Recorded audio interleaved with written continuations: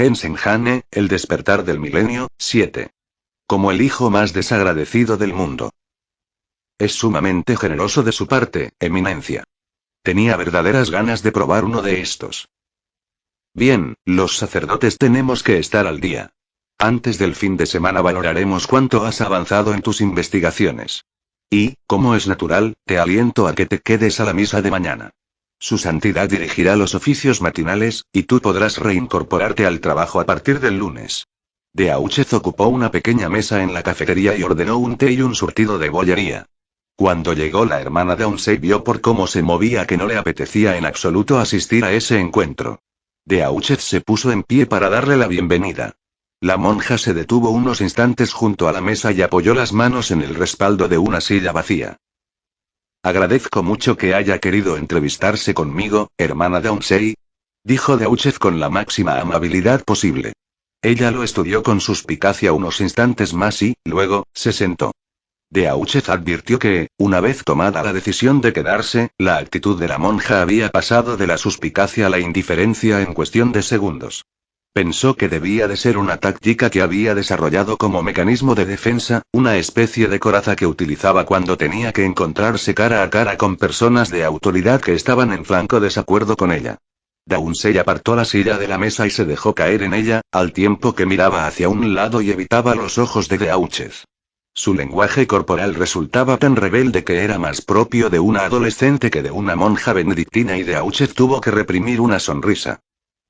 He hecho todo lo posible para que esto pareciera un té irlandés. Espero haberlo conseguido. Downsey observó la mesa unos instantes y luego volvió a desviar la mirada y a dejarla perdida en el vacío.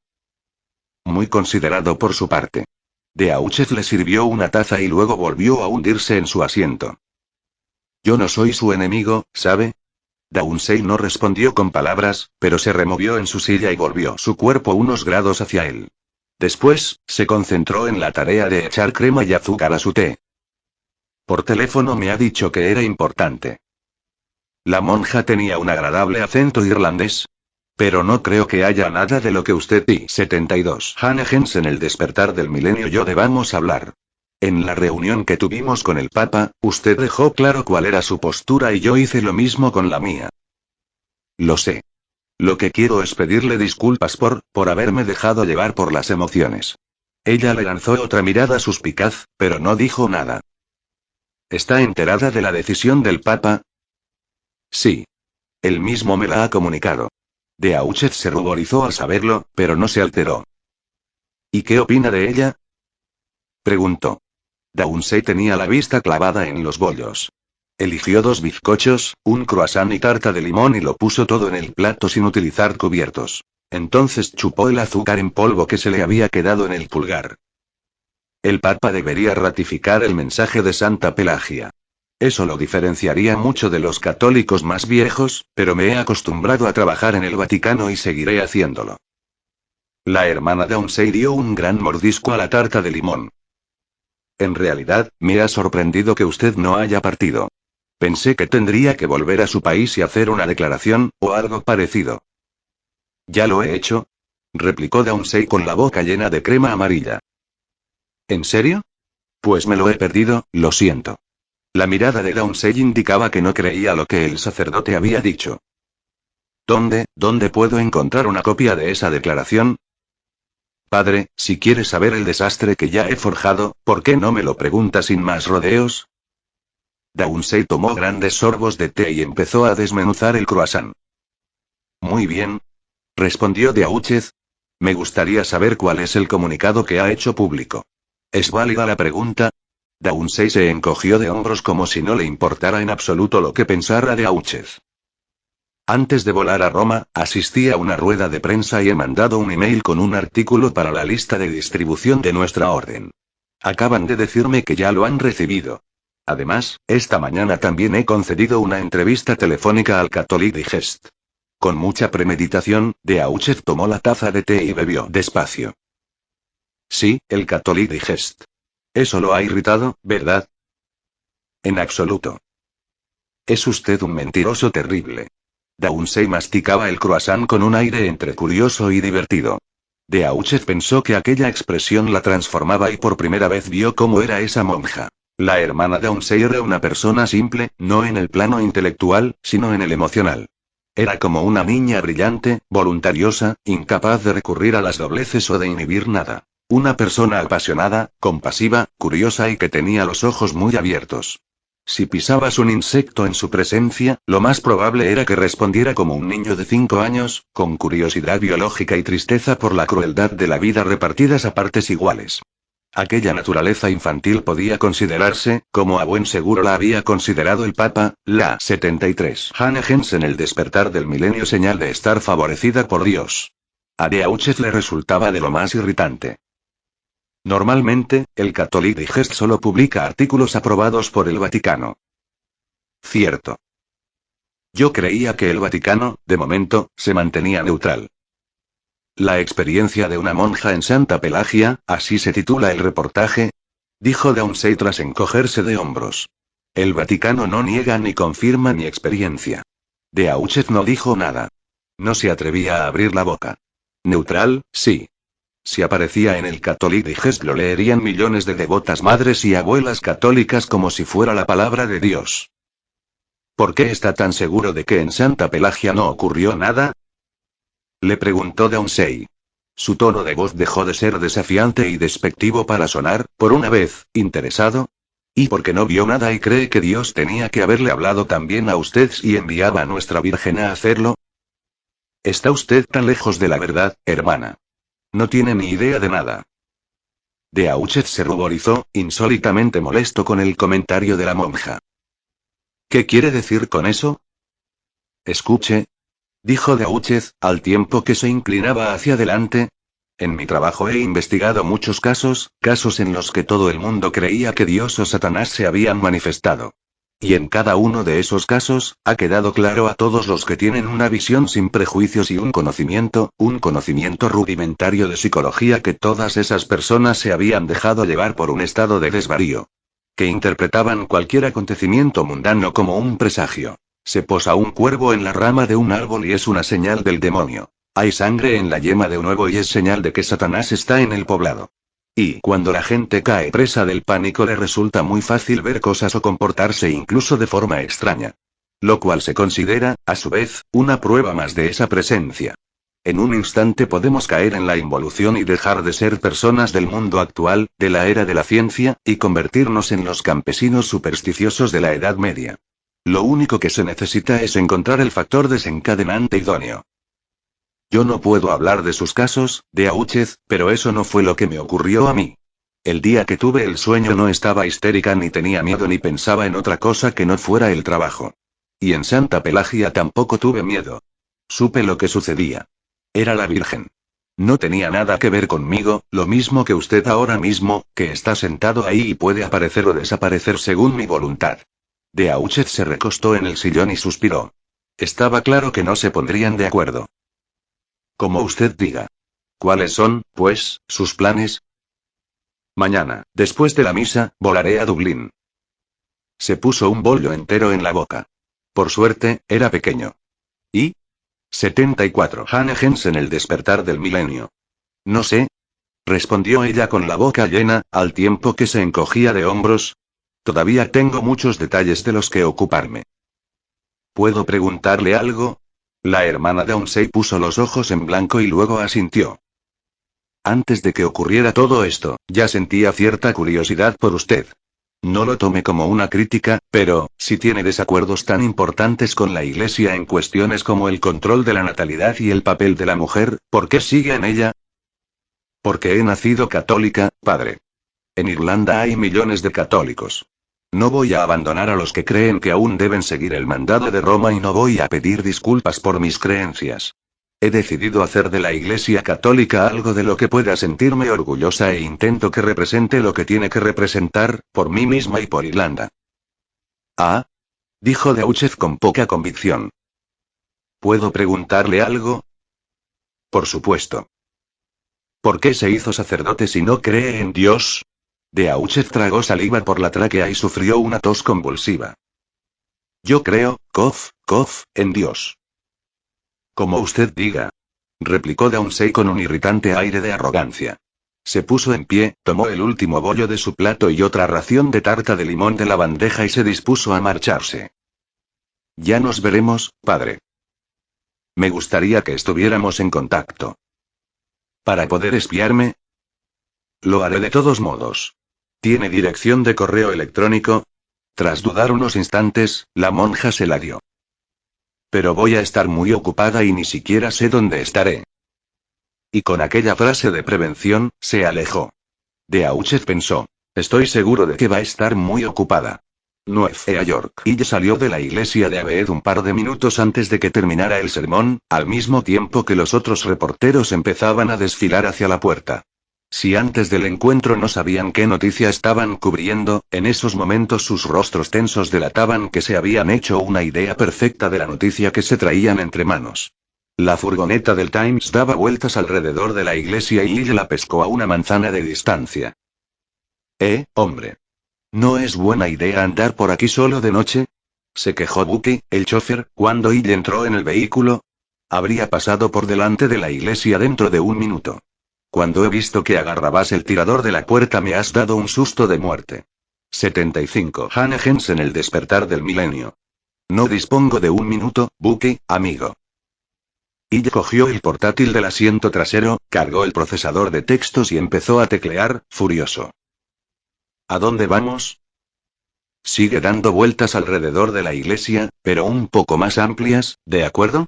Quiero ver qué hace la gente. Bucky gruñó, como si quisiera decirle que poco vería con las narices pegadas a la pantalla del ordenador, pero no lo interrumpió. Al cabo de 10 minutos, Ille terminó su primer borrador. Necesitaba elaborarlo más, pero transmitía una buena energía. Una energía, pensó, procedente de la adrenalina que, hasta aquellos momentos, no había empezado a helarse en sus venas. Mandó el archivo a su editor y alzó la vista por primera vez. La furgoneta iba muy despacio y el tráfico era espantoso. Todo el mundo iba hacia el mismo sitio. ¿Y ahora, nos acercamos o nos alejamos de la iglesia? Preguntó Ille. Nos acercamos. Está en la próxima calle. Bucky parecía nervioso. Ille comprendió por qué. Aparte de los coches, en las aceras había peatones que caminaban o corrían hacia la iglesia. Algunos eran jóvenes y llevaban baits de béisbol o palos de escoba. Otros eran viejos, hombres de aspecto cansado y mujeres con ajustados pantalones cortos de poliéster y camisetas sin mangas sobre sus gruesos cuerpos. Los viandantes no se prestaban mucha atención entre sí, aunque los más jóvenes intentaban adelantar a los más viejos, los cuales soltaban maldiciones. ¿Podrías contarme qué ha pasado? Preguntó Bucky con sus encantadores modales. Ella abrió la boca y se disponía a hablar cuando el timbre de un teléfono móvil lo interrumpió. Se palmeó la chaqueta y no encontró nada y se incorporó para llegar a las zonas recónditas de los bolsillos de sus vaqueros. Mientras, Bucky sacó un móvil del bolsillo de su camisa y respondió. Hola. Lanzó una mirada de desprecio a ella. Ah, sí, está aquí. Bucky pasó el teléfono al periodista. Soy Ille. Soy Jeanine. ¿Por qué no llevas tu móvil? Hace media hora que intento llamarte. Lo olvidé en la oficina. Ille sonrió a Bucky con aire de pedirle disculpas, y el conductor puso los ojos en blanco. ¿Aún estás en Harlem? Sí. ¿Alguna noticia? Yo diría que sí, respondió Jeanine, excitada. Las pulsaciones de Ille, que habían disminuido el ritmo tras enviar el artículo a su editor desde la pantalla electrónica, volvieron a acelerarse. Se hurgó los bolsillos en busca de un lápiz, pero advirtió que todavía tenía el portátil conectado. Puso las manos sobre el teclado y dijo. Cuéntame, nena. El reverendo Fortune Simnali, de Zaire. Hace curaciones mediante la fe y es ministro de una gran congregación protestante. Sagarabata, un gurú de Calcuta. En India tiene muchos seguidores y se dice que levita y que hace aparecer cosas de la nada. El padre Polo Dimish, ex monje ortodoxo de la 76 Hannah Jensen, el despertar del milenio iglesia rusa y que ahora se dedica a recuperar las tradiciones de Skopje. ¿Sabes algo de Skopje? No, pero sigue. La señora Wendy Clark, de Londres, astróloga y medium de la realeza. Sister Merky, de Sydney, Australia. Es como una predicadora novata. ¿Alguien más? Sí. Yoshiko Tanomaru, de Tokio, gurú de culto. La hermana María Magdalena Downsey de Dublín, benedictina. Jürgen Hefner, Alemania, fundador de una secta mágica basada en las tradiciones de los Rosacruces y los Illuminati. ¿En serio? Ille se secó las manos en los pantalones. Le sudaban a mares y resbalaban sobre las teclas. Ah, y esto sí que no vas a creerlo. Walter Matthäus, de Canadá. Fue el fundador de esa iglesia llamada Primera Iglesia de Jesús Bendito Redentor y ocupa un alto cargo en la Alianza de la Raza Nacional. Los neonazis, ¿sabes? Dios. Ahí le dio un vuelco el corazón.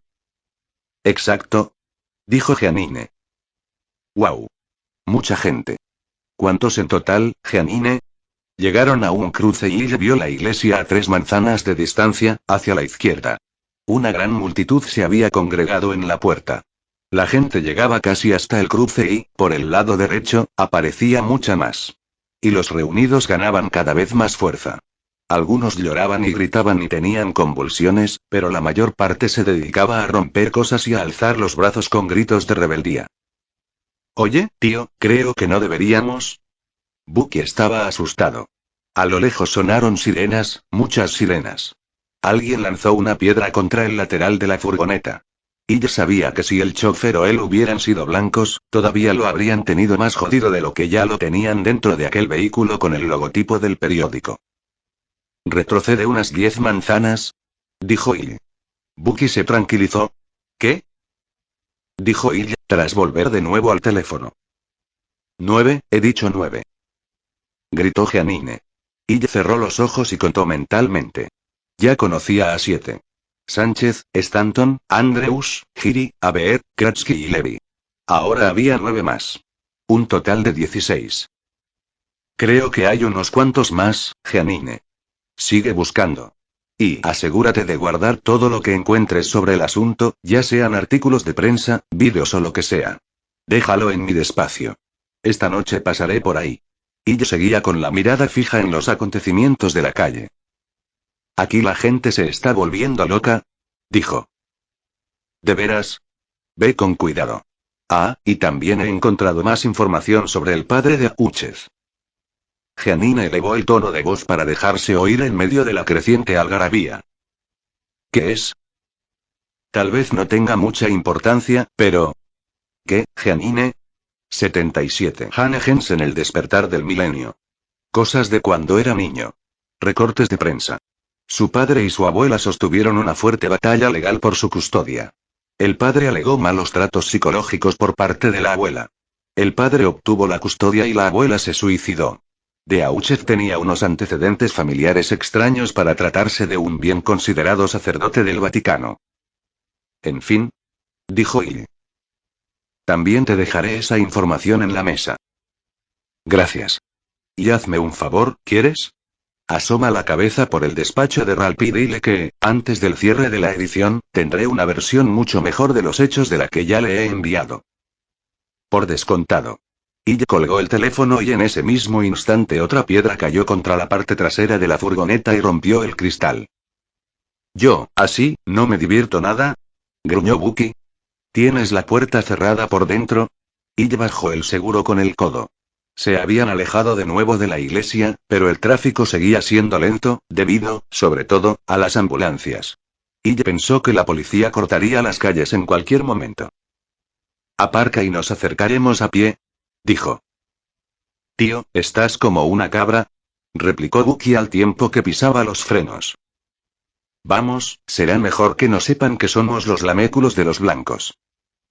¿Qué? Nada, no importa. Coge la cámara. Bucky se acercó al bordillo, murmurando entre dientes. Ya sabes que aquí no podemos dejar la furgoneta sola. Estaremos de suerte si cuando regresemos todavía tiene motor. Y seguro que tampoco habrá cámara porque a la que la lleve 5 segundos en la mano, algún hijo de puta me la quitará. Pese a las quejas, ella ya abría la puerta del vehículo con su instinto periodístico erecto y deseoso de ponerse en marcha. Estos momentos son trascendentales, amigo. Y los momentos trascendentales exigen acciones trascendentales. Bucky no parecía especialmente inspirado. Ciudad Vaticano N, Roma. En el rincón había algo. En la oscuridad. Él se arrebujó en la cama y metió la cabeza debajo de las mantas. Pero eso no cambiaba nada. De hecho, empeoraba la situación, ya que desde debajo de las mantas no veía lo que hacía aquella cosa. Tal vez avanzaba hacia él. Tembló aterrorizado, con aquel pánico semejante a un 78 Hanegens en el despertar del milenio primo segundo excesivamente cariñoso que dormía con él y se pegaba a su lado como dos guisantes en una misma vaina. Dime lo que ves, Michi, dijo la voz vieja y rasposa. Él sintió su peso muy cerca, captó aquella peculiar mezcla de olores fétidos y de lavanda, cálidos y añejos. Sacudió la cabeza bajo las mantas. No. Míralo, míralo ahora. Te está llamando, Michi, quiere decirte algo. Mira. La voz era halagadora, chirriante de excitación, como si se tratara de un tío vivo al que lo invitaran a subir. Pero la voz era una gran mentirosa. Se escondió más bajo las mantas intentando huir, desesperado. Y entonces sintió las manos que tiraban de las mantas, que trataban de destaparlo, como una babosa deslizándose sobre una tabla, y él se debatió una y otra vez, aun sabiendo que no ganaría. Michi. Destápate la cabeza ahora mismo. Dijo una voz firme y molesta. Y las manos, viejas pero fuertes como el acero, tiraban de las mantas mientras él las iba soltando. Mira, Michil ya no tenía la manta sobre la cara. No había podido evitarlo. Abrió los ojos y miró hacia el rincón. Y allí, en la oscuridad, sí, en la oscuridad, empezó a sollozar. No te asustes. Solo es un espíritu. Aterrorizado, el muchacho se echó a llorar, pero intentó hacerlo de la manera más silenciosa posible. Es un don, Michi. Tienes que aprender a hablar con ellos. Escucha y oirás lo que dice este espíritu. Escucha.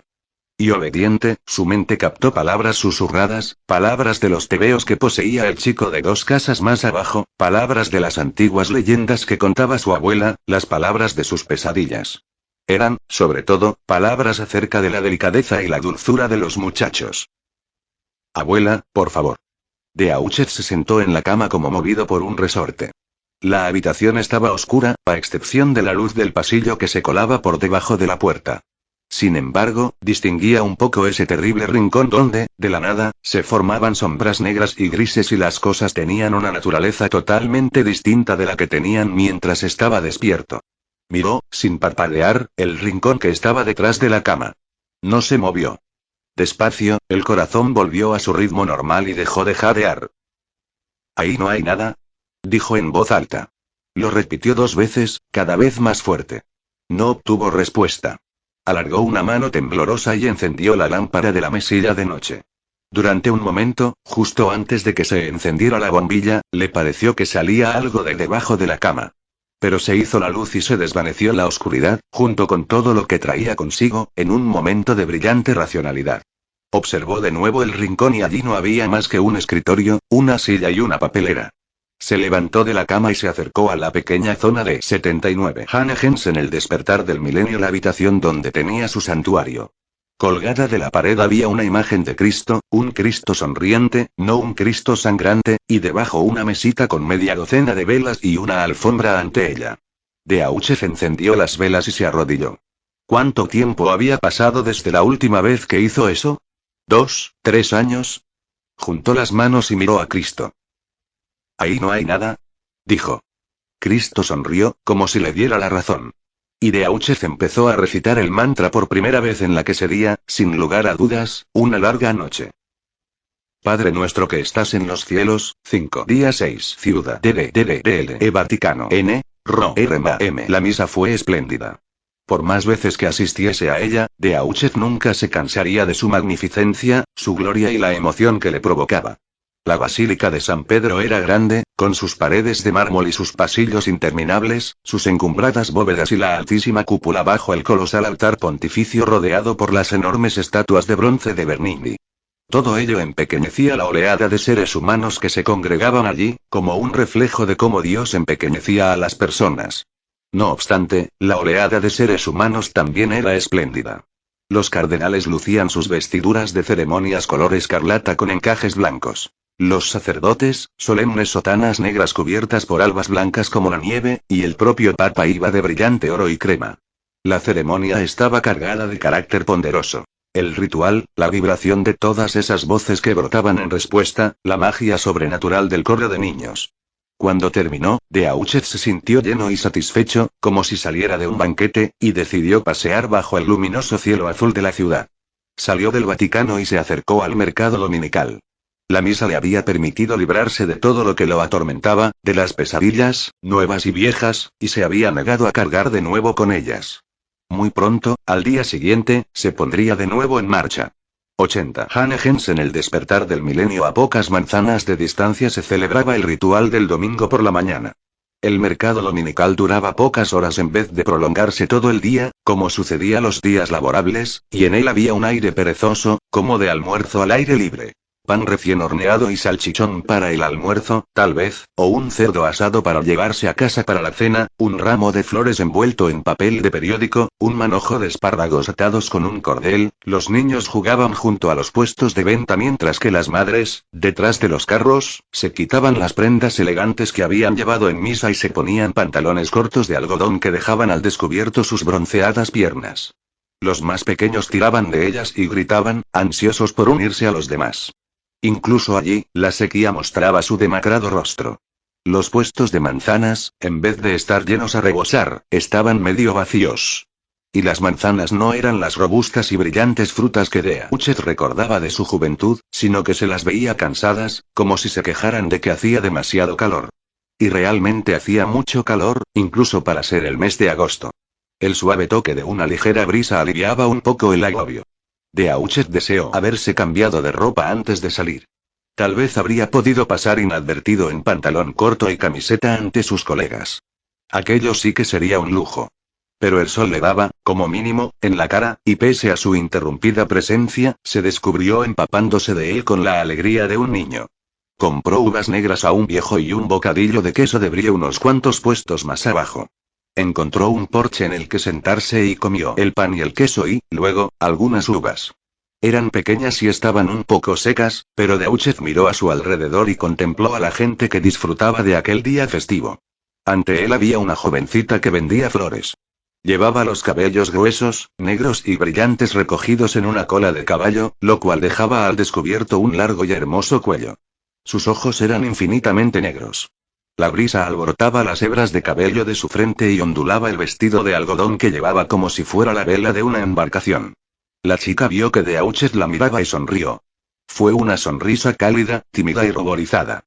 Beauchet sintió que su corazón daba un brinco largo tiempo olvidado y le devolvió la sonrisa sin apenas advertirlo. Avergonzado, apartó los ojos.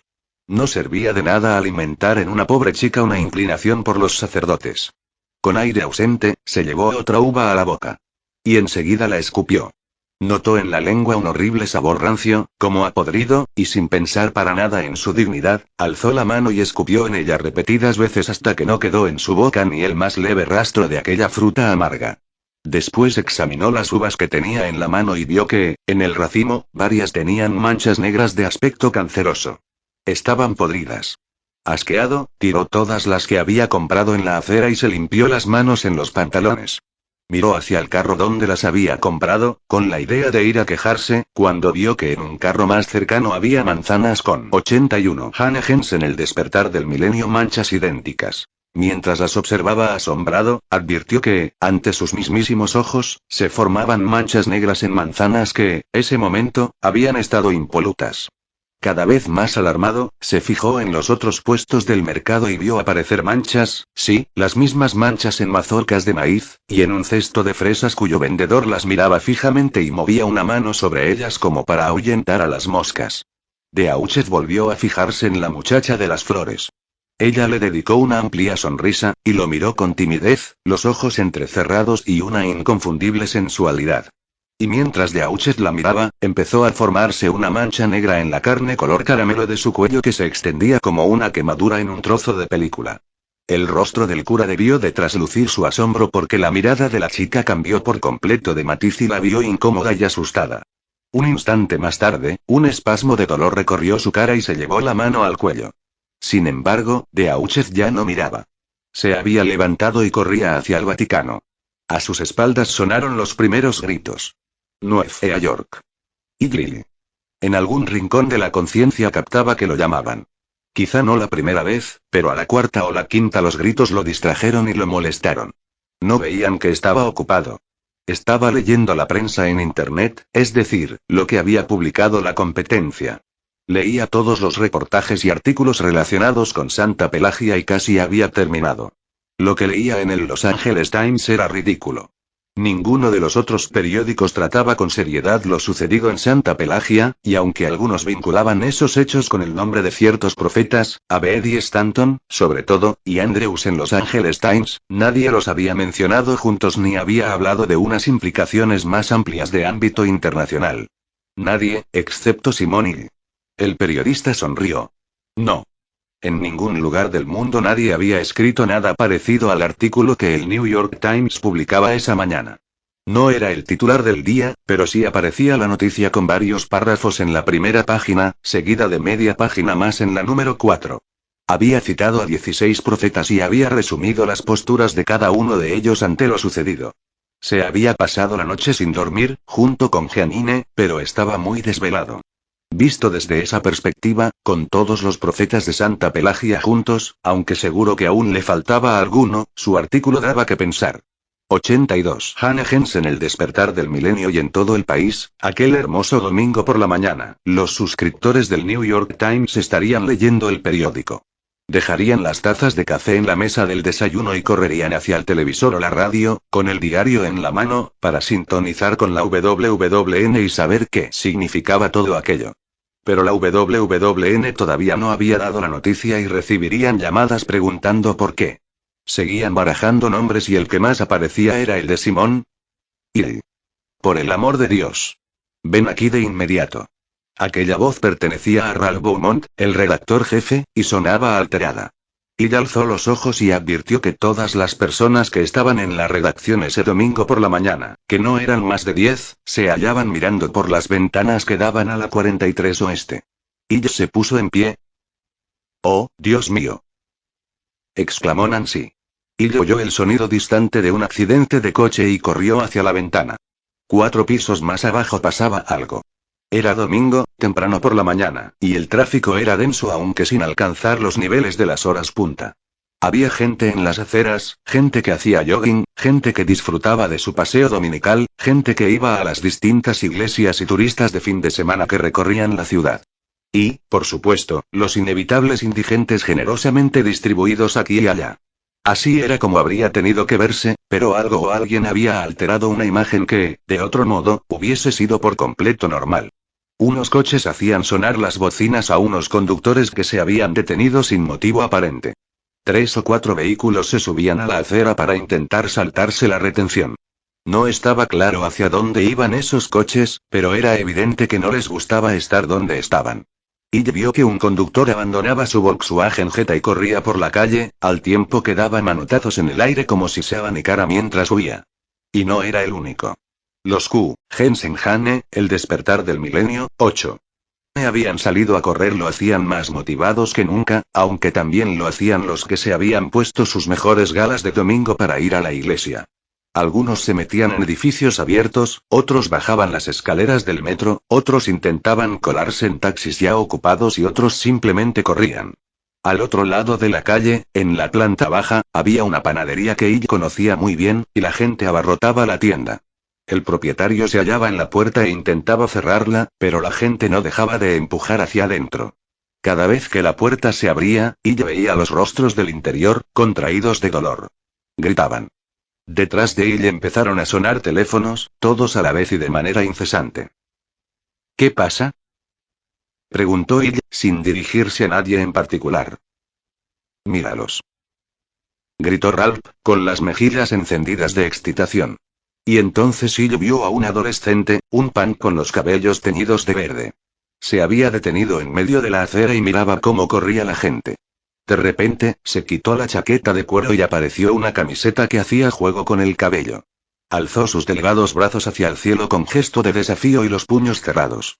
Ella advirtió que el joven tenía manchas oscuras en la cara y que en sus pálidos brazos empezaron a formarse manchas similares. Ella aguzó la mirada. 83. Hannah en El despertar del milenio. Dios mío, ¿qué es esto? Si alguien lo sabe, ese eres tú. Tim, llama a los de seguridad. Que cierren las puertas de abajo. ¿En serio? Tim, que apenas tenía 20 años, estaba impresionado. Hazlo ya. Muévete. Tim echó un último vistazo a la calle y salió. Nadie va a bajar a cubrir esa noticia. Al menos hasta que sepamos qué son esas malditas manchas, dijo Ralph. Ningún periodista puso objeciones. Susan llegó corriendo desde su escritorio. Acabo de hablar con el doctor McLevy. Dice que también pasa lo mismo en el West Side. Ha examinado un par de esas manchas y dice que, básicamente, lo que hacen es pudrir la carne. Las que ha visto son del tamaño de una moneda pequeña y parece que no crecen. Ha dicho que duelen la hostia. ¿Y qué las causa? Preguntó Ralph. ¿Un accidente químico? Sugirió Nancy. McLevy dice que no lo sabe, pero que la causa probablemente está en el aire. Muy bien. Coge el teléfono, ordenó Ralph.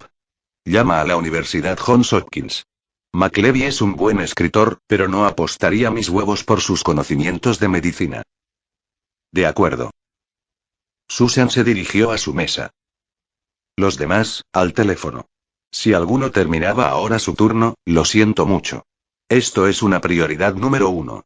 Tú, Austin, llama al ayuntamiento. Frank, tú a la Casa Blanca. Jason, tú a la policía.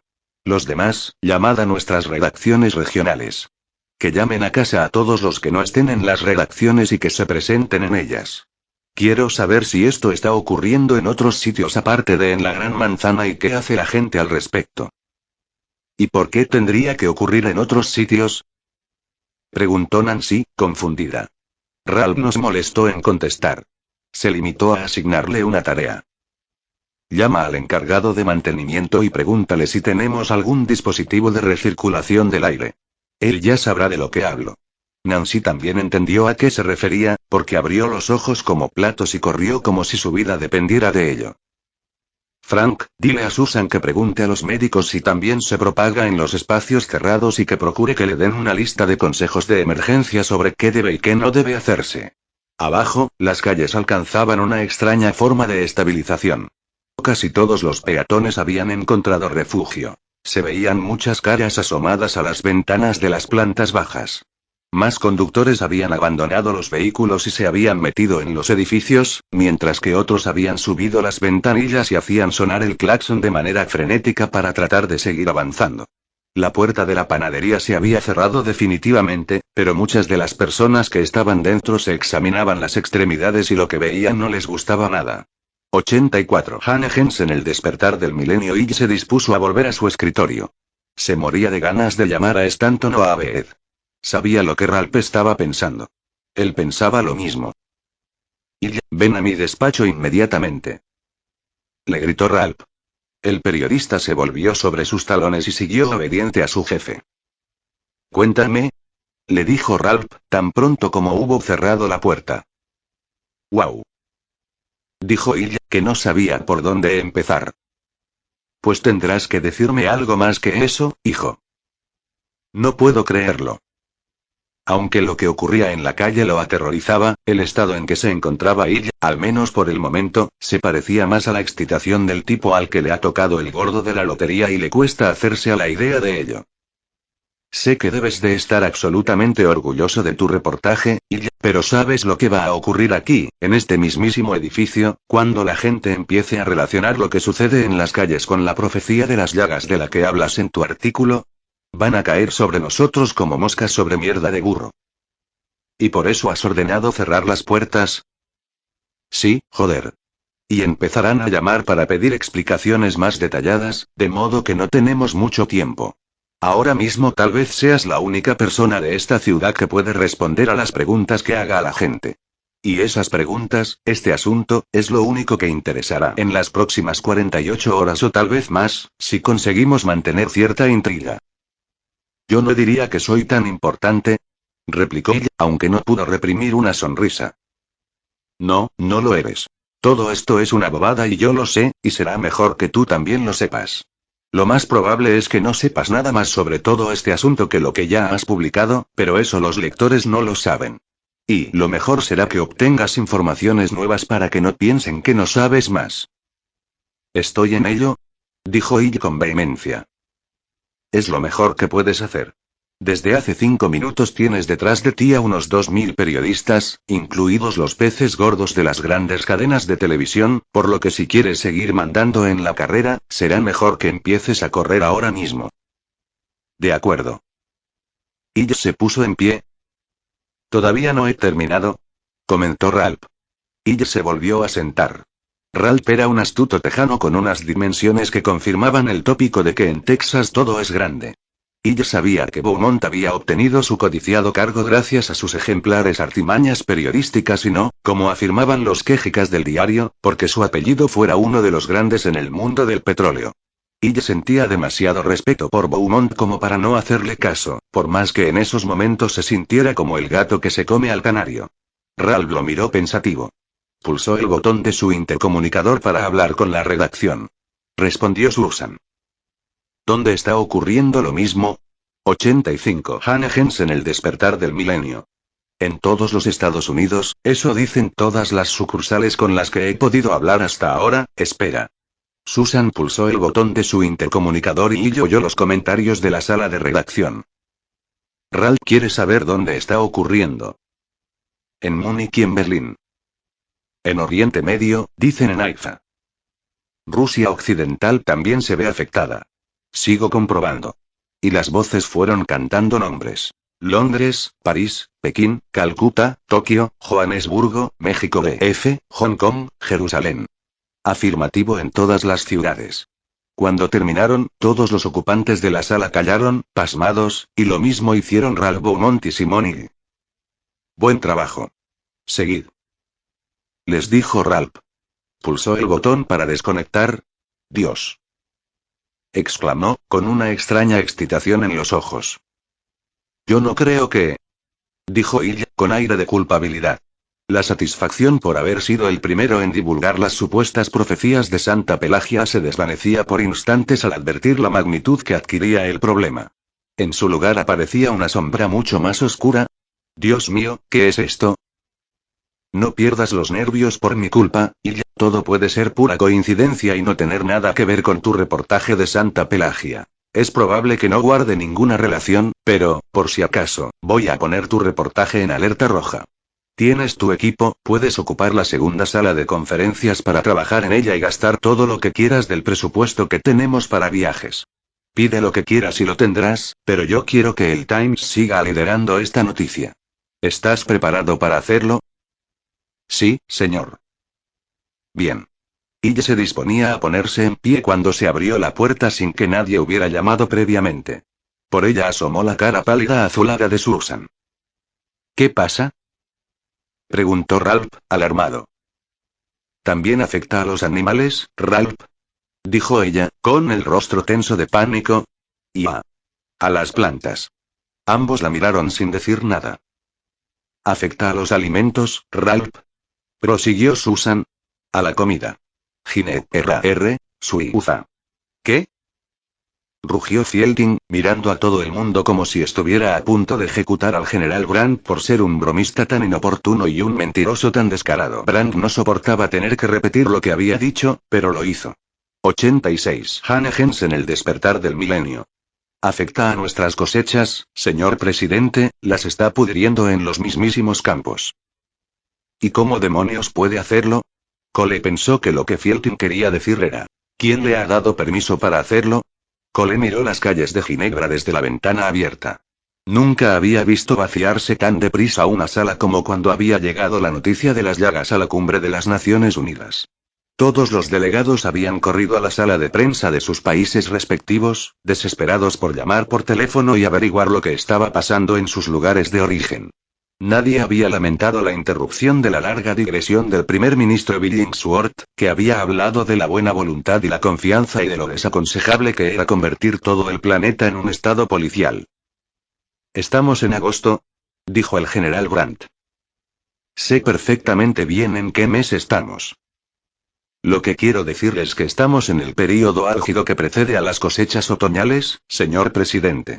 El maíz, el trigo, las patatas, todo corre el grave peligro de desaparecer. Y estas cosechas de otoño suponen el 80% del total anual. Mientras asimilaba la magnitud de aquel suceso, la cara de Fielding cambió varias veces de color. Se hundió en silencio en una silla. Tenía el aspecto que Cole siempre había sabido que tendría cuando las cosas se pusieran realmente difíciles. El de un chaval pendenciero de 12 años al que, finalmente, alguien le ha dado su merecido.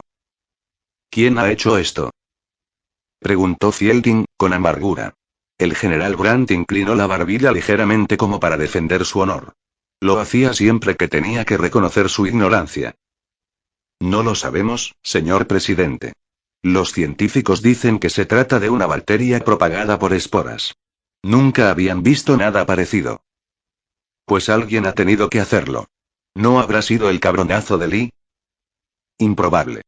China está afectada, y también Oriente Medio y Rusia y griega. Todo el mundo ha sido atacado con la misma fuerza con la que lo hemos sido nosotros. Ni siquiera sabemos si esa bacteria es de fabricación humana o no. Todos permanecieron callados unos instantes. Todavía no acababan de comprender la magnitud de lo ocurrido.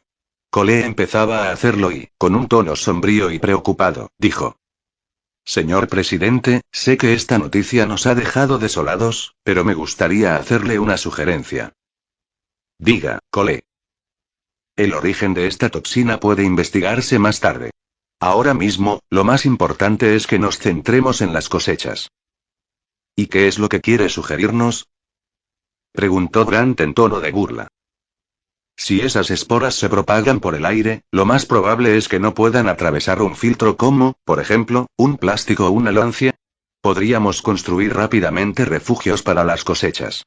87. Hannegens en el despertar del milenio. Brandt miró a Cole como si acabase de decirle una inmensa tontería. Si pones postes de unos 3 o 4 metros de altura alrededor de los campos, explicó Cole, paciente, y luego cuelgas plásticos o sábanas o lonas entre los postes, eso impedirá que el viento sople entre las cosechas. Es posible que se cuelen algunas esporas por arriba, pero el daño será mucho menor. Tal vez sus ingenieros del ejército podrían perfeccionar esa idea, ¿no cree, general? Brandt sacudió la cabeza, pero Cole advirtió que sopesaba la sugerencia. Lo haría. Sería una auténtica operación militar.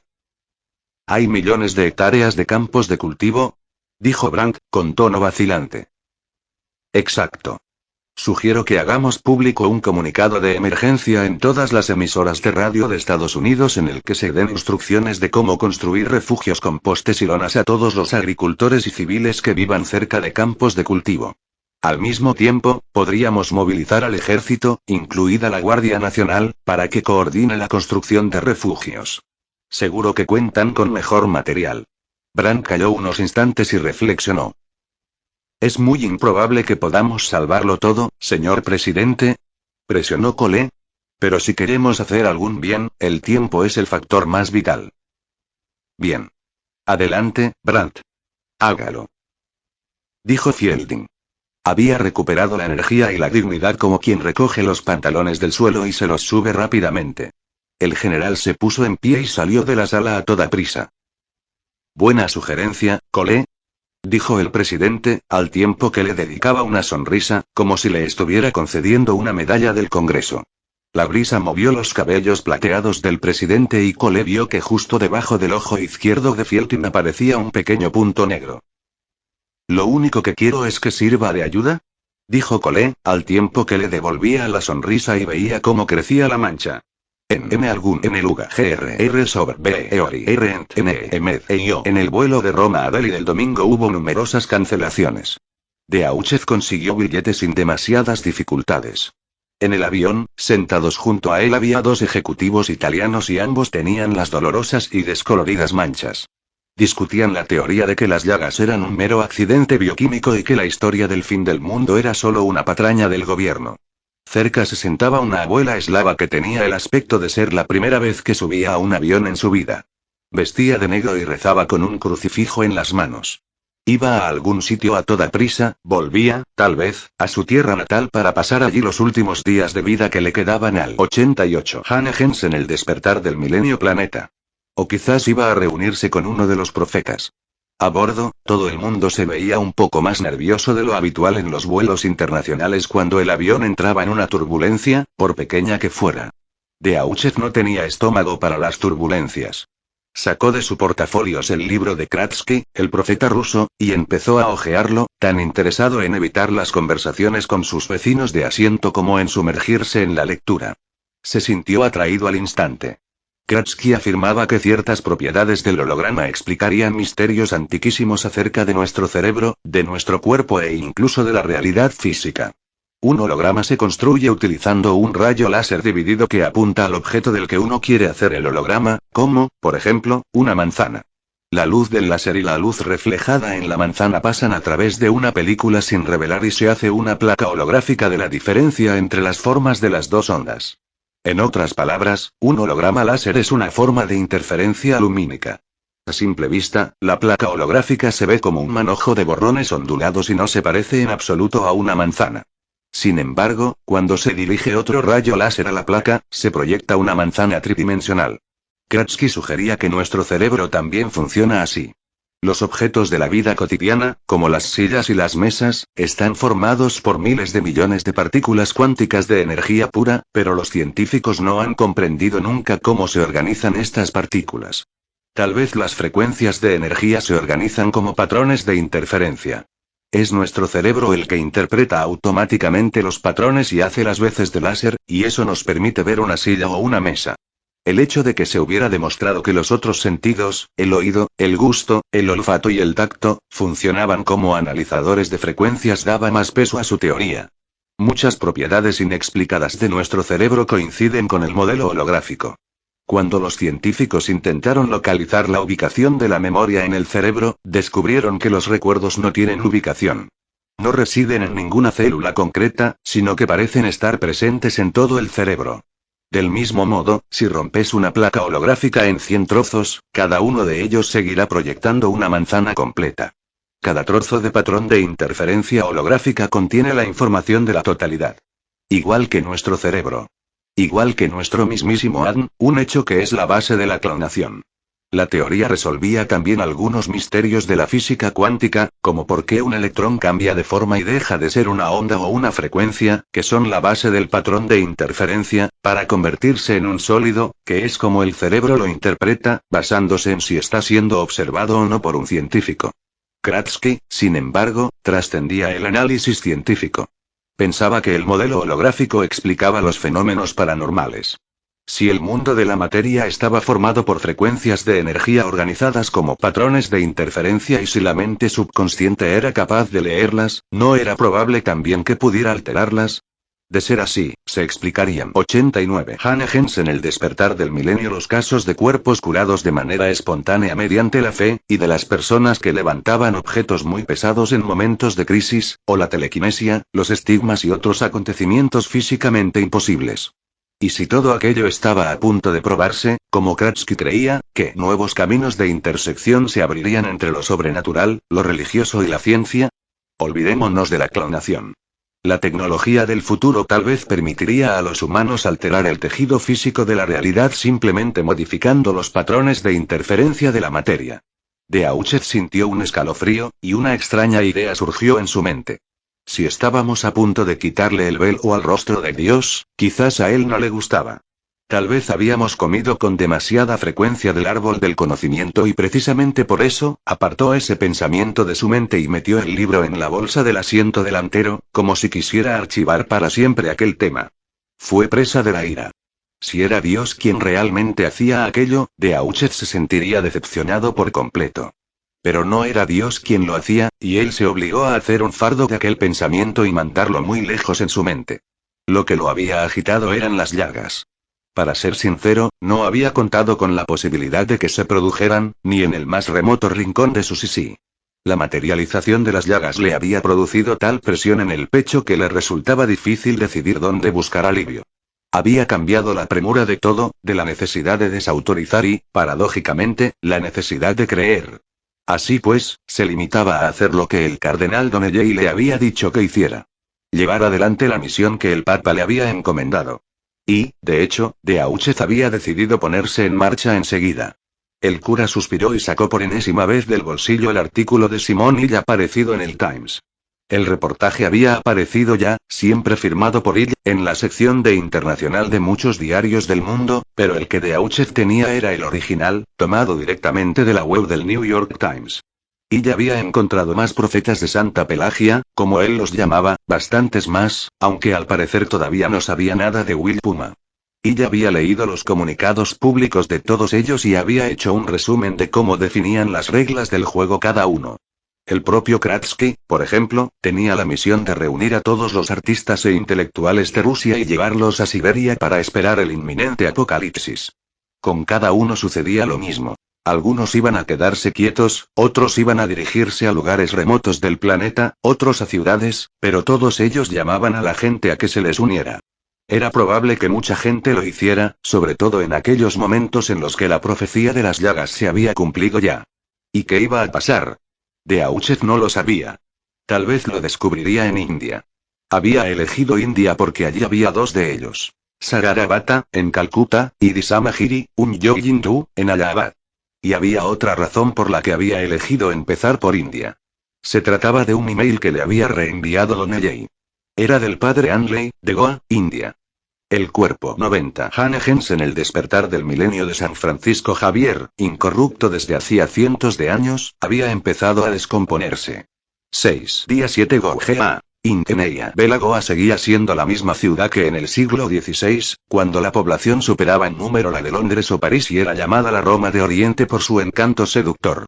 Era el mundo el que había cambiado y hacía que Goa, por deslumbrante que fuese todavía, pareciera, a los ojos de Deutsche, una pequeña joya anticuada.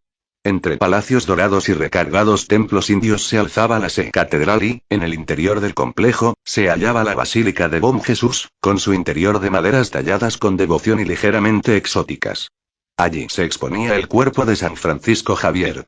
San Francisco Javier llegó a Goa en 1542 y fue autor de incontables conversiones al catolicismo entre la población local.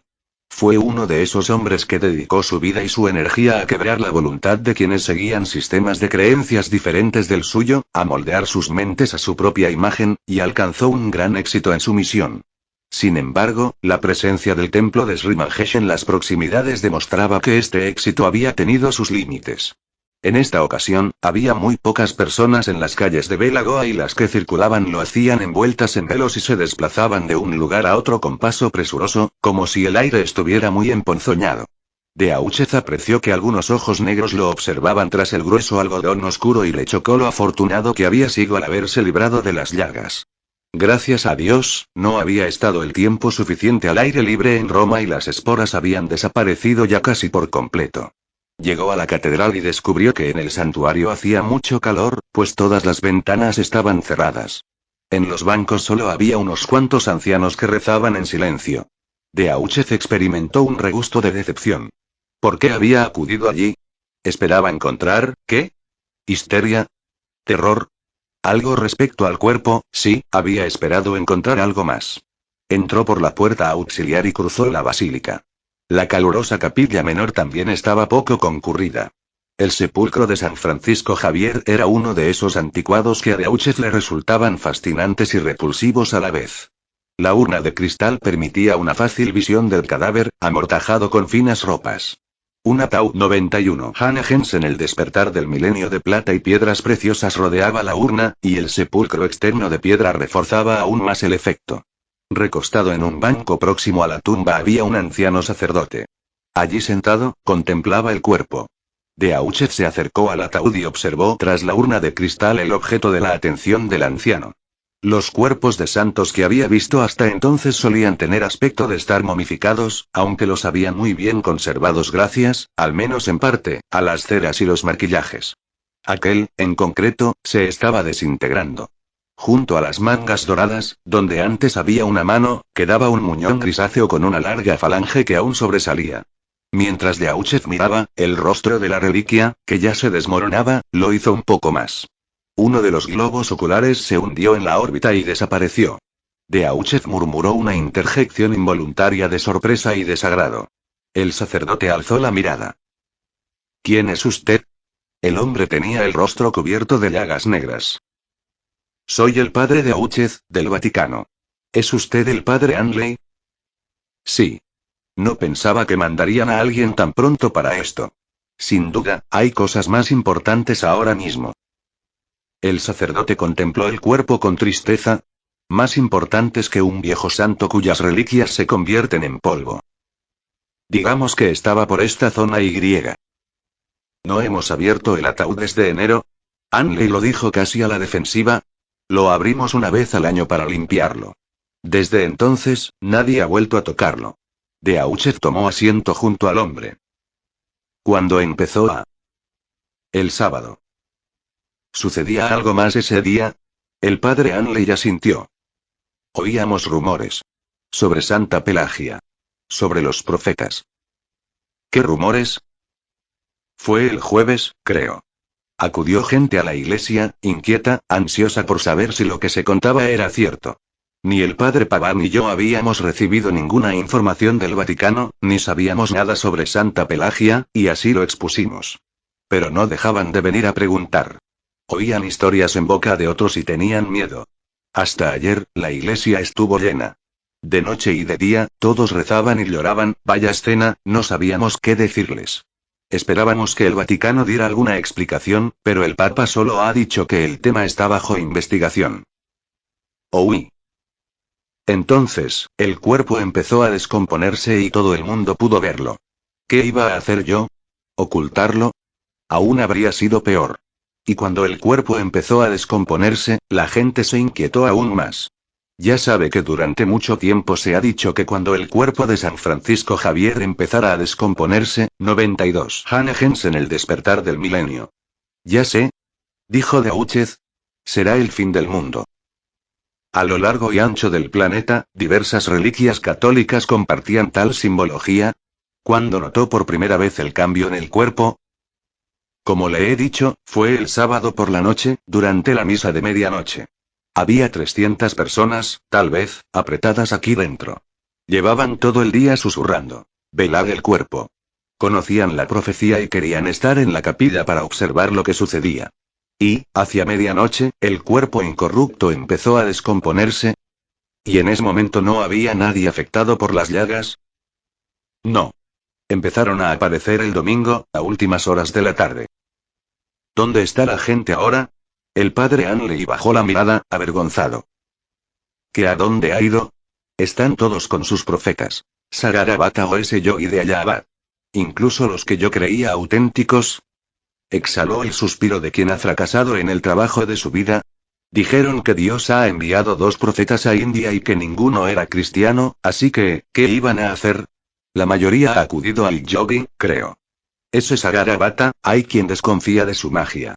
Yo les advertí que los 2 eran demonios, que eran paganos. Pero no han querido escucharme. De Auchez se puso en pie para marcharse. Gracias por su ayuda. ¿Y se marcha así? ¿Qué debo hacer yo? Su santidad no ha dicho qué tenemos que hacer. El anciano sacerdote tenía la expresión perdida. Perdida como solo puede tenerla un hombre habituado a seguir órdenes cuando éstas no llegan. El sentimiento de culpa hurgó en de Auchez como las pezuñas de un perro en busca de una chuchería. Anley tenía razón. El Papa no había dado muchas directrices a su Grey respecto al tema de Santa Pelagia, ¿y quién era responsable de ello? Limítese a rezar, padre Anley. Rece y confíe en Dios. Quitatin N-I-N-M-O M-1 Utain, J-Rsei. Durante un momento, la imagen solo recogió electricidad estática. Después, apareció ligeramente torcida y, por último, se ajustó. A lo largo y ancho de Estados Unidos, la gente se sentó a contemplar al hombre de los pantalones vaqueros usados de $200, la camisa blanca, el chaleco informal a cuadros y unos zapatos de vestir que no combinaban bien con las demás prendas. Su rostro rechoncho aparecía visiblemente pálido bajo la mala iluminación. Sus engominados cabellos plateados, levemente azules, se movían en ondas bajo la intensa brisa. Se mantenía erguido, un poco inestable, con un pie apoyado en un túmulo sobre el cual se alzaba un obelisco de 80 metros en recuerdo de la guerra. Este era el monumento central de High Point Park, una zona boscosa de 4.000 hectáreas donde se encontraba también el campamento de Stanton. Parecía una extraña mezcla de Billy Graham, Charlton Heston, en el papel de Moisés, y 93. Hannah Hens en El despertar del milenio. Travolta en Cowboy de ciudad. Tras él, vestida como para un festival de country and western, había una mujer con una mata enorme de cabellos plateados a juego que se retocaba el rabillo de los ojos maquillados con un pañuelo doblado. Y el pueblo norteamericano, en mayor número, al menos, que el público que seguía en aquel instante un episodio de Expediente Décimo, esperaba con su lata de Coca-Cola en la mano, o llevándose a la boca unas palomitas de maíz recién salidas del microondas, al tiempo que se rascaba inconscientemente las dolorosas marcas negras de la piel. Todos miraban y esperaban. La mayoría de los espectadores eran escépticos. Con todo, incluso los menos interesados estaban más pendientes, más pegados a la pantalla, de lo que lo habían estado desde hacía muchísimo tiempo. Y todos intentaban valorar de qué estaba hecho aquel hombre. Jensen Hane, El despertar del milenio, 9. Por desgracia para el reverendo Raymond Stanton, el día no le iba demasiado bien. El intento de montar el campamento y de poner en marcha el equipo de transmisión en un par de días había sido tan oportuno como colocar en el equipo a un defensa veterano que ya hubiera visto demasiadas meles. Y Mimi no era de ninguna ayuda. No era mujer para andar por la naturaleza, y por tal entendía cualquier lugar donde quedara a la vista un rincón sin urbanizar.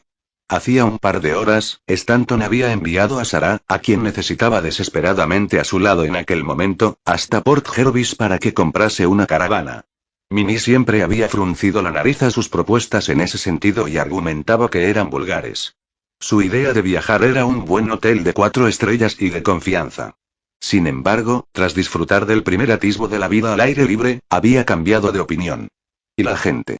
Unos centenares los acompañaban desde Georgia en un largo convoy que había sido divertido durante la primera hora. Cada día se presentaban más y, para asombro de Stanton, ya había casi 1 millar de personas esperando en el lugar cuando él y los suyos llegaron. Sin duda, estaban allí inspirados por aquella peste maravillosa, admirable, innegable y cierta como la sífilis, que Dios había enviado como había prometido. Aleluya. Pero, por poderoso que aquello hiciese sentir al reverendo, le resultaba casi imposible atender a todos detalles. Siempre había alguien a su lado, desesperado por presentarse como si con ello fuese a añadir su nombre a una lista de reclutamiento divina o algo parecido, o impaciente por iniciar una larga y estremecedora conversación sobre lo aterrorizado que estaba, o para preguntarle qué creía que iba a suceder en Miami, en Phoenix o en Tombuctú, porque tenía parientes allí bla, bla, bla. La aparición de las llagas, alabados fueran Jesucristo y sus ángeles, había significado una verdadera bendición, además de un absoluto éxito de audiencia, pero ahora todos esperaban que anunciara algo más. ¿Por quién lo habían tomado? ¿Por Cristo crucificado?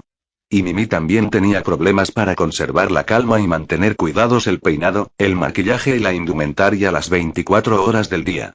Stanton sabía que Mimi habría querido lanzarse contra él como una locomotora, pero allí había varios miles de personas que le impedían hacer 94. Hannah Hens en El despertar del milenio. Otra cosa que sonreír. Y, por último, estaba el hecho de que Mimi también había contraído las llagas. Era horrible. A decir verdad, no eran muchos quienes se habían librado, pero ella, por Dios santo, era su esposa. Minnie se había pasado el día tapándolas con maquillaje, sobre todo una, muy desagradable, en la mandíbula. Amigos y amigas, dijo a la cámara, os habla el reverendo Raymond Stanton en directo desde el monte Kittatinny, donde hemos empezado la obra de Dios. Hemos iniciado la reunión del pueblo de Dios como preparación para el arrebato. Sé que a muchos os afligen esas llagas terribles que yo profeticé el día antes de que apareciesen en el mundo. Y esa información no me llegó a través de ningún rito de adivinación de la nueva era, no. Fui convocado a Santa Pelagia, México, y allí un ángel del Señor me comunicó la nueva. ¿No querréis, pues, uniros a nosotros? Si creéis en Jesucristo, si lo aceptáis como Salvador, este es el lugar donde Él quiere que estéis en los días que se avecinan. Sois muchos los que me habéis preguntado. Reverendo Stanton, ¿cómo es que se han desencadenado las plagas del Apocalipsis y no nos ha llegado el arrebato? A muchos se les había dicho que Dios se llevaría a su gente antes de que se iniciara la gran tribulación. Pues bien, amigos y amigas, os diré lo que he pensado, después de ver cómo actuaban esas llagas. Creo que muchos no estaban jugando limpio con Dios. Detrás de él, un murmullo de protesta recorrió la multitud. ¿La Biblia? ¿Continuó Stanton? Dice que las llagas aparecerán en quienes lleven la marca de la bestia y adoren su imagen. ¿Y qué es la bestia? Normalmente, pensamos que es el anticristo y tal vez está ya entre nosotros y tiene la lealtad de muchos, no lo sé. Pero en este contexto en particular podría significar algo más. Podría ser el dinero. ¿Rendís culto al dinero, amigos? ¿Es lo que impulsa vuestra vida? O podría significar el propio mal y, por lo tanto, cualquier pecado equivale a adorar su imagen. El sexo, las drogas, la codicia, el egoísmo. Mirad en vuestro corazón, amigos y amigas. Por eso Dios os ha hecho padecer esta plaga, para que podáis comprobar en carne propia si estáis o no preparados para el sonido de las trompetas. Aquí tenéis la ocasión de ser sinceros con Dios antes de que llegue el arrebato, os lo aseguro. Una vez quede atrás, si aún seguís en la tierra, no habrá segunda oportunidad. Quienes ocupaban la montaña tras él rompieron a llorar y a pedir perdón a Dios en voz alta, sin duda porque había cosas de las que debían arrepentirse. El buen reverendo dejó el micrófono y se subió las mangas. Levantó los brazos hacia la cámara y los movió en un gesto de invitación para que tomara un buen primer plano de su rostro sin marcas. Hago esto para mostraros que se puede ser sincero con Dios. Y no me vanaglorio de ello. A decir verdad, antes de mi viaje a Santa Pelagia, también yo habría podido quedar afectado. Pero la experiencia de Santa Pelagia me limpió como una espada purificada al fuego y eso mismo quiero para vosotros. Todos debéis purificaros antes de su retorno. Ante este comentario, la muchedumbre aumentó el volumen de los lamentos y las peticiones de perdón. Stanton rompió a sudar. No estaba 95 Hanegens en el despertar del milenio acostumbrado a aquellos niveles de respuesta oral en sus sermones. ¿Qué se creían que era aquello, una reunión de los cumplidores de la promesa? Es cierto. Incluso ministros como el reverendo Gentrional han sido afectados. He oído que tiene la cara tan marcada que apenas le queda un resquicio de piel libre de llagas. ¿Qué secretos guardáis, amigos? Ahora vamos a dedicar un minuto a rezar por el alma del pobre reverendo O'Neal y por todos nuestros hermanos y hermanas que han mostrado físicamente que tenían pecados ocultos que confesar al Señor. También rezaremos por todos vosotros, los que estáis hoy aquí. Pero, antes, tengo algo que debo leeros. Stanton abrió la Biblia por una página marcada. Y el segundo ángel derramó su copa sobre el mar y éste se convirtió en la sangre de los muertos. Y todos los seres vivos de las aguas murieron. Amigos, esas llagas, por terribles que resulten, no son la última de las plagas que enviará Dios sobre los hombres. Son solo el inicio. Si no queréis quedaros aquí en la tierra y enfrentaros al anticristo y al apocalipsis y a la persecución final y a todos los terrores del final de los tiempos, dos cosas tenéis que hacer. Debéis rezar a Dios desde lo más profundo de vuestro corazón para que perdone vuestros pecados y entre en vosotros su gracia, y debéis acudir aquí, al monte Kitatinji. No sé cómo encontraremos espacio para todos, pero seguro que Dios nos ayudará en la logística. Sé que hallaremos la manera. Traed el equipo de acampada que necesitéis y suministros para un par de semanas, por favor. Más, si os sobra. Y ahora, recemos juntos por el alma de esos afligidos, y muchos espectadores rezaron de verdad esa noche. Muchos lo hicieron por primera vez en años, quizás en toda su vida. Unos cuantos incluso pidieron perdón. Pero la mayoría, los que siguieron la emisión a pesar de que, en mejores días, habrían dejado a Stanton con un mero toque del mando a distancia con la misma seguridad y rapidez con que respondía a una pregunta un finalista de concurso, rezaron por algo completamente distinto. Lo que decían sus oraciones era: no permitas que ese chiflado tenga razón. Jerusalén. El Papa Inocencio XIV tenía dificultades para encontrar esa poca paz y la franqueza necesarias para prestar plena atención al interminable discurso de Benzo Zaí de Jordania, cuyo ayudante se apresuraba a traducir. El Papa sabía que debía prestar toda su atención, que era lo mínimo que se merecían los reunidos, líderes de sus naciones, para quienes esas disputas por el agua eran suficiente preocupación como para no asistir siquiera a la cumbre mundial sobre alimentación. Sin embargo, Inocencio XIV no podía dejar de pensar en la hermana Downsey, en las llagas, en las noticias de Estados Unidos sobre los esfuerzos realizados para salvar las cosechas y sobre todo en que, en un momento como aquel, debería hallarse en Roma para cuidar de su rebaño. 96. Hannah Jensen. El despertar del milenio. Como era de esperar, las sugerencias iniciales del Papa con respecto a un reparto justo del menguante suministro de agua, que habían parecido suficientemente prometedoras como para que se organizase la reunión, eran destrozadas en aquel momento con tal minuciosidad y tal obstinación que daba la impresión de que, en cualquier momento, alguien se daría por vencido y abandonaría la reunión por pura frustración. A él le correspondía evitarlo. La reunión no iba bien. Tal vez era porque aquellos hombres también tenían la mente ocupada en cuestiones de mayor relevancia, pensó. ¿Qué tiene esto que ver con sus antepasados? ¿Acordamos discutir el tema desde una perspectiva del siglo XXI y basta? Shimón, primer ministro de Israel, interrumpió a Zaid. Inocencio XIV levantó los brazos en un gesto apaciguador. Sus grandes mangas blancas obraban milagros para atraer la atención en ocasiones como aquella. ¿No discutiremos sobre derechos ancestrales? Dijo con tono tranquilizador. No es ese el propósito de nuestra reunión de hoy ni tiene relación con lo que perseguimos, que es la utilización óptima del agua por parte de todos los pueblos de esta región. Aquello detuvo el curso de la discusión. Los dos hombres se recostaron en sus asientos en sendas posturas de desconfianza, ambos algo jadeantes. El Papa suspiró. La parte de las conversaciones entre Israel y Jordania era la más sencilla. No quería ni pensar en las reuniones del mes siguiente entre Etiopía y Egipto por el Nilo ni entre Turquía y Siria por el Éufrates. Tanto Etiopía como Turquía, países desesperadamente necesitados de agua, sobreexplotaban sus respectivos ríos. Los países corriente abajo, cuyos suelos se convertían en dura roca cocida al sol, estaban sedientos, hambrientos y dispuestos a ir a la guerra.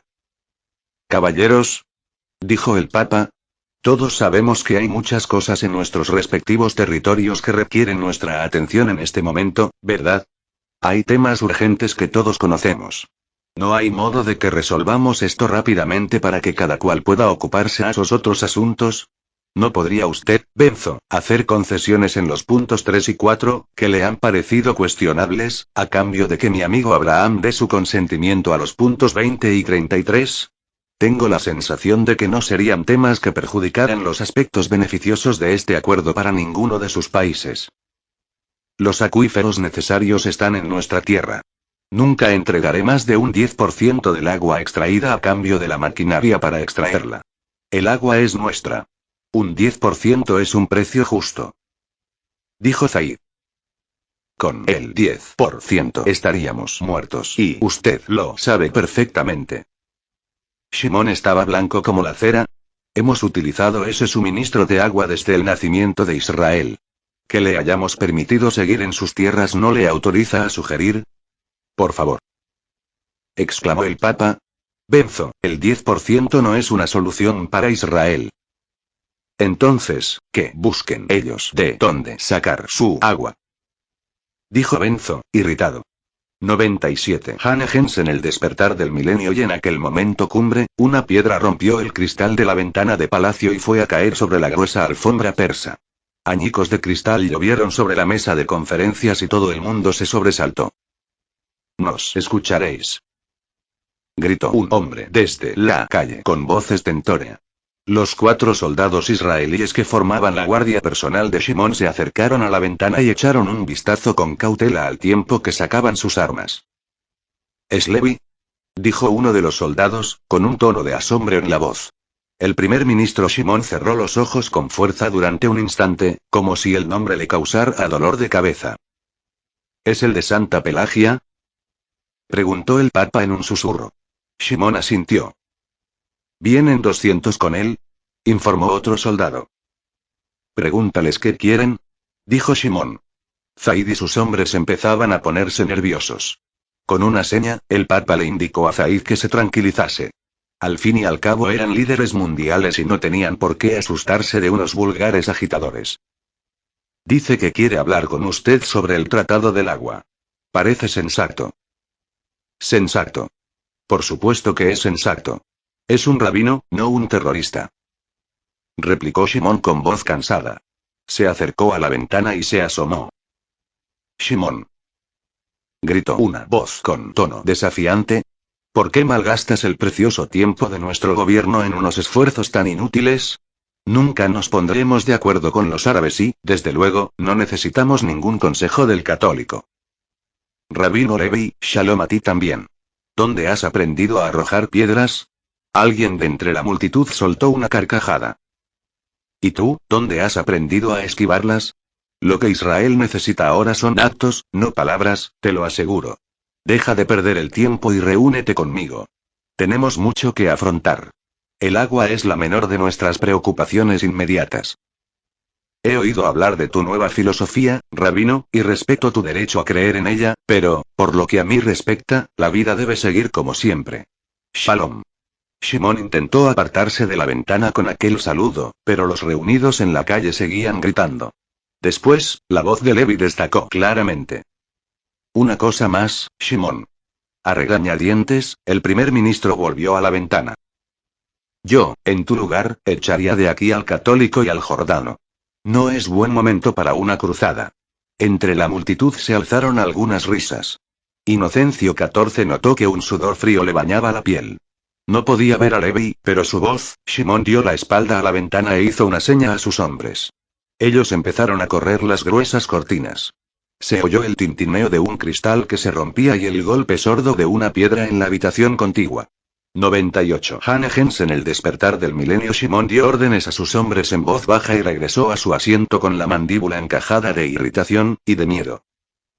¿Tiene muchos seguidores, ese rabino Levi?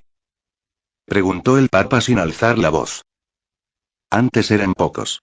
El hombre era un radical con buena voz, pero ¿ahora? Shimon sacudió la cabeza. Algunos dicen incluso que es el Mesías, por supuesto. Y él no lo niega.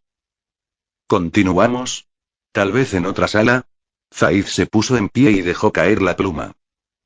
No. Yo, desde luego, no continuaré si mi anfitrión sigue profiriendo esas amenazas. Yo no. Empezó a decir Shimon. Israel es mi anfitrión. Masculló Zaid en árabe. No fue precisa la traducción. Zaid se había marchado. Su tormentosa salida se había moderado en parte gracias a la insistencia suplicante del Papa de que se llevara la propuesta y reflexionara sobre ella. Zaid había accedido a hacerlo a regañadientes. Shimon también acompañó al Papa como era costumbre hasta el pasillo. Mientras se dirigían al vestíbulo central, los ancianos dirigentes oyeron que el alboroto de la calle había aumentado. En aquellos momentos, ahí fuera había tropas. Ellos llegó el sonido inconfundible de los jeeps, el taconeo de las botas y unas voces que gritaban órdenes. Le agradecemos sus esfuerzos. Quizá las cosas se calmen, apuntó Shimon. Rezaremos para que así sea. Me parece, dijo Shimon con diplomacia. Creo que será conveniente poner a su disposición un buen barco para el viaje de regreso, ¿no? Será un viaje agradable a Atenas, y el aeropuerto puede estar abarrotado en esta época del año. Inocencio XIV se quedó perplejo ante aquellas palabras. ¿Tan precaria era la situación, realmente? Lo que usted considere más oportuno. Sí, mejor por mar, creo. Y desde Atenas el vuelo a Roma es muy corto. Llegaron al vestíbulo central. Uno de los soldados de Zaid, un adolescente apenas, estaba allí agachado atándose el cordón de la bota. Se puso en pie, les dedicó una sonrisa y corrió en busca de su jefe. Día 8. Albe Berridu GEDGRENPNEC, Río de Eja JNNIRR Jennifer Maillard y Bridge Gainer ocupaban dos de los asientos para visitantes de la sala de observación de los primates. Habían acercado las sillas a la gran cristalera y bebían un café amargo brasileño mientras 99 Hanegens en el despertar del milenio observaban con ojos inyectados en sangre los animales y al personal que iniciaba el reparto de comida matutino. Había sido otro turno fatigoso de cuidados nocturnos. A pesar de todo, les costaba desconectar, acostarse y dejar a los monos a su destino. O más bien en manos del personal de la mañana. ¿Crees que deberíamos llamar a alguien? Preguntó Pritch con un titubeo en la voz. Cuando estaba cansado, se le notaba más el acento australiano. ¿El veterinario viene a las 10? Respondió Gen, con un bostezo. Sí, pero, ¿no crees que tal vez deberíamos llamar a alguien más? Gen estaba demasiado embocada por la falta de sueño como para entender de inmediato a qué se refería. Observaba a Jason mientras trataba de que Apolo comiera un poco de las gachas calientes que le habían preparado como desayuno. Apolo, alias número 7, apartaba la cuchara y fruncía el rostro con desinterés. Tenía la nariz congestionada. Al otro lado de la sala, Joanne intentaba estimular a Hermes, pero este le dio un empujón y se volvió de espaldas en la jaula, con muestras de querer dormirse otra vez.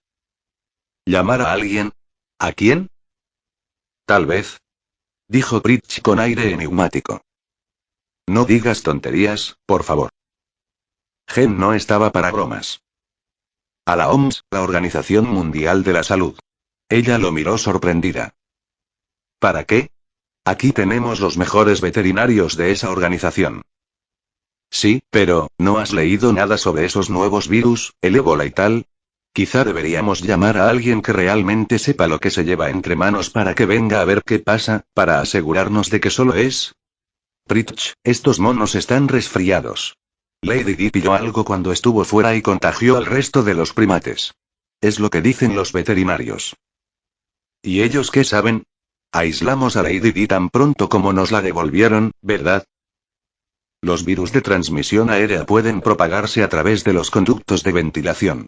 Este lugar no es tan seguro, Pritch sacudió la cabeza. La noche que buscábamos a Lady Di vi unas cuantas narices más con mocos. Sea lo que sea, no creo que se contagiaran de ella. Gen se encogió de hombros. Entonces, todos se contagiaron de un miembro del personal. ¿Cambia eso las cosas?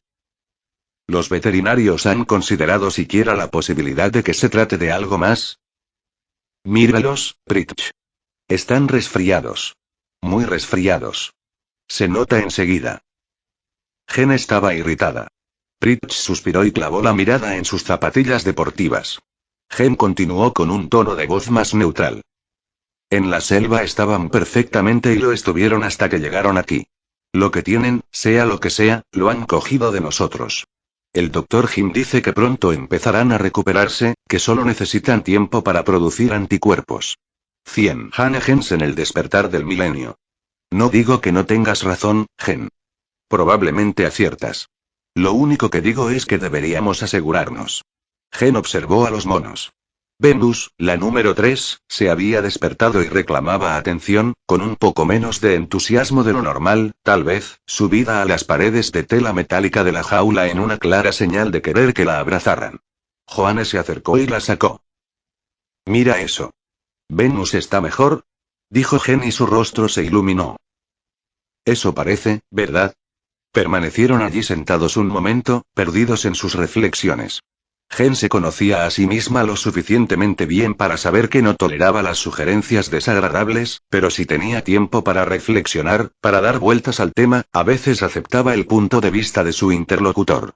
En esta ocasión, se estaba tomando más tiempo de lo acostumbrado. Pritch, ¿te enteraste del caso de esos monos de Washington?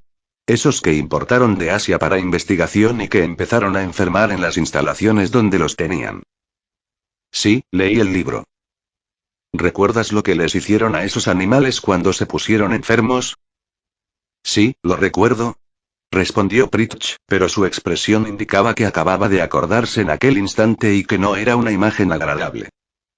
Exacto, Pritch. El CDC o el USAMID o quien quiera que fuese se cargó a los monos, a todos. Y luego descubrieron que el virus que portaban no se transmitía a los humanos, después de todo. Pritch agitó la pierna con gesto nervioso y contrajo el rostro. Observó cómo Venus tiraba de los cabellos a Joanne entre bocado y bocado de gachas. Tienes razón, Gen. No es más que un resfriado. Afue Urra RSD de Calcuta, India. El templo de Tarakeswar estaba a 55 kilómetros al oeste de Calcuta por una carretera estrecha. El paisaje era exuberante, con montañas distantes y colinas onduladas. La tierra seguía verde de arbolado, aunque la hierba y las flores de la zona se habían agostado y muchos de los campos junto a los que pasaban estaban abandonados a su destino bajo el sol. A lo largo del trayecto no hubo momento en que no vieran caminantes, muchos de ellos en grupos familiares con gentes de todas las edades. Algunos llevaban pesados recipientes de arcilla sobre la cabeza. El chofer de Auchef explicó que los recipientes contenían agua del Ganges que llevaban al templo para verterla sobre el lingam de Tarakeswar Babu, un avatar de Shiva. Normalmente, esta era una peregrinación que se realizaba cuando se celebraban ciertos festivales hindúes, pero el flujo de penitentes 101 Hanegens en el despertar del milenio de esta ocasión se dirigía hacia algo que no estaba previsto en el calendario anual de festividades. A medida que se iban acercando a la zona de acampada, el número de vehículos y caminantes se incrementaba en gran número. Cuando estuvieron más cerca, la congestión dificultó continuar. El chofer de Deauchez, un hindú de mediana edad, detuvo el coche y declinó la invitación de llegar hasta el campamento a pie. Dijo que esperaría allí y rehuyó la mirada del cura. Deauchez se había quitado el alzacuello, pero no era tan fácil disimular el color de su piel. Con todo, nadie le prestó la menor atención. Avanzó con la comitiva que, por fin, se movía deprisa como si presintiera la proximidad del objetivo. Escuchó unas voces que entonaban un responso mucho antes de ver nada. A continuación, la multitud aminoró el paso y cuando el sacerdote levantó la mirada y la dirigió al frente, vio que pasaban por una especie de punto de control. Titubeó, rodeó la cola e intentó llegar a la cabeza de esta. Él era un visitante. No tenía ningún interés en cumplir los trámites habituales.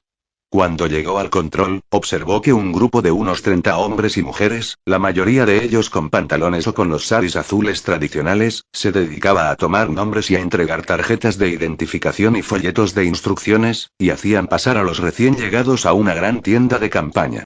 Junto a ella había varias furgonetas con caduceos rojos pintados en los costados. Los que salían de la tienda por el otro lado podían dispersarse libremente, ya que todos corrían hacia la hondonada de donde procedían los cánticos. Deauchez decidió llevar aparte a una de las mujeres del sari azul, una mujer mayor, pero no hablaba inglés. Tras 10 frustrantes minutos, intentaron convencerlo para que volviera a la fila. Deauchez intentó mostrarles su acreditación del Vaticano, se encontró hablando con una mujer joven que habían hecho salir de la tienda. Iba vestida con una bata blanca de médica y llevaba la tupida cabellera negra peinada en la trenza tradicional. Se acercó a Deauchez mientras se secaba las manos con una toalla. Tenía una expresión cansada por el exceso de trabajo y era muy bonita. ¿Qué se le ofrece? Le preguntó y, con la manga de la bata, se secó el sudor de la frente. Vengo del Vaticano. Soy el padre Michel Deauchez. ¿No ha venido a ayudarnos? Me temo que solo he venido como observador. Bien, si no va a quedarse mucho, puede saltarse el control. Venga, lo acompañaré al otro lado. ¿Puedo preguntar para qué es todo esto?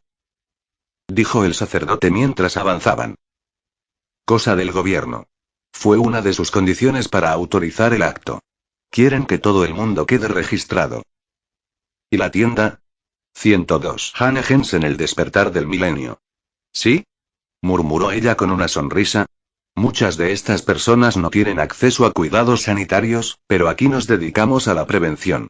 Supongo que, en India, esto podría calificarse de milagro. ¿Hacen reconocimientos médicos? No, vacunamos. Tifus, tuberculosis, con el agua sin potabilizar que se consume estos días y con una multitud de este tamaño viviendo en tan íntima proximidad, en fin, nos pidieron que lo hiciéramos y estamos satisfechos de hacerlo. Parece que el gobierno hará grandes esfuerzos por apoyar el movimiento de Sagarabata. A Deauchez aquello le había resultado sorprendente y alarmante. No especialmente. Solo quieren los nombres. Las vacunas las ofreció una organización de ayuda sanitaria internacional. Tendremos suerte si el gobierno se limita a dejarnos en paz. Sagarabata dice que lo harán. Habían llegado a la parte trasera de la tienda sanitaria. Alguien asomó la cabeza e hizo un gesto nervioso a la mujer. ¿Y ahora debo? Dijo ella. Lo entiendo. Gracias por su tiempo. En el extremo oeste del campamento, encontrará traductores al inglés. La mujer ya empezaba a retroceder. Dio media vuelta y desapareció. Deauchez llegó a la cumbre de la colina y ante sus ojos apareció una hondonada inmensa. La gente llenaba el terreno, sentada o acuclillada en las laderas. Era un enorme anfiteatro natural que necesitaba muy poca ayuda humana para desempeñar su función. No era extraño que Sagarabata lo hubiera elegido. Deauchez supuso que la figura sentada en el estrado del fondo era la del propio gurú. El estrado estaba formado por una sencilla plataforma de madera perfectamente redonda. Sagarabata, con las piernas cruzadas, ocupaba un sillón de gran tamaño y de respaldo alto que parecía un decorado barato. El hombre, el asiento y un micrófono eran los únicos elementos en el escenario. El templo era visible a lo lejos, pero la multitud mostraba poco interés en él. Todos estaban ocupados en llevar sus cántaros de agua al estrado. Largas colas de recién llegados avanzaban en formación por los pasillos, como los radios de una rueda. Un grupo de hombres, cerca del estrado, recogía los cántaros y los llevaba uno por uno a Sagarabata. Este, sin interrumpir su plática, introducía una mano en el recipiente y rociaba el aire con unas cuantas gotas de agua. A continuación, el cántaro era devuelto a su propietario. De vez en cuando, se permitía que alguien subiera al estrado para recibir la bendición en persona, aunque Beauchet pudo ver poca cosa de este proceso porque se lo impedía la espalda de la persona que le precedía. Desde allí, el sacerdote asoció lo que había oído sobre las enseñanzas del gurú con la elección de aquel lugar, si en realidad había sido el propio Sagara quien lo había escogido y no se lo había ordenado la voz del universo, como el gurú afirmaba. Sagarabata no era hinduista, estrictamente hablando, pero el templo de Tarakeswar, sí. El hombre hacía referencias a los Upanishads y muchos lo consideraban un avatar, un dios viviente reencarnado, un concepto del hinduismo. Pero la mayor parte de las 103 Hanegens en el despertar del milenio enseñanzas de Sagarabata eran budistas, y algunas, según se citaba en términos vagos, eran enseñanzas solo para este tiempo, lo cual significaba que eran modernas, casi de la nueva era. Y en el núcleo de todas las enseñanzas de Sagarabata, así se lo habían contado a Beauchet, estaba el amor. Era evidente que aquella verdad revelada resultaba eficaz. Los allí reunidos sabían perfectamente a quién habían acudido a adorar. A Sagarabata, no a Tarakeswar Babu. En el lado oeste, Beauchet encontró al grupo que le había mencionado la doctora. No habría sido difícil reconocerlo aunque los retazos de palabras en inglés no le hubieran dado pistas de dónde estaban. Allí había varios cientos de occidentales que prestaban atención a traductoras de saris azules repartidas entre la multitud. Beauchet intentó colarse discretamente en la hierba seca de la parte de atrás, pero una de las traductoras lo agarró de la manga y le indicó con un gesto la larga cola del pasillo más próximo. El cura intentó explicarle que no tenía interés por acercarse al estrado, pero la mujer no dejaba de repetir las palabras de Sagarabata en inglés y de hacer gestos sin parar a Beauchet para que se pusiera en la fila. Era como intentar conversar con alguien que hablaba con otro. Beauchet se puso en la cola.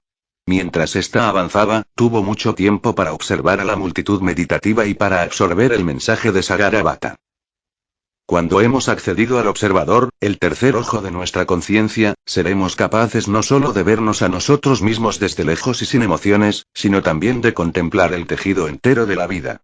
Hemos visto las ondas en el tejido desde hace mucho tiempo. Hemos notado los crecientes temblores en la superficie. Ahora vemos que el trabajo ha empezado. ¿Será el trabajo de un parto o los estertores de la agonía? Preguntemos al observador. Él nos dirá simplemente y sin emoción que son ambas cosas. ¿Qué muere que no renazca? ¿Qué pueden hacer si ya está vivo? Como el amor y el odio, como la enfermedad y el bienestar, como el miedo y la seguridad.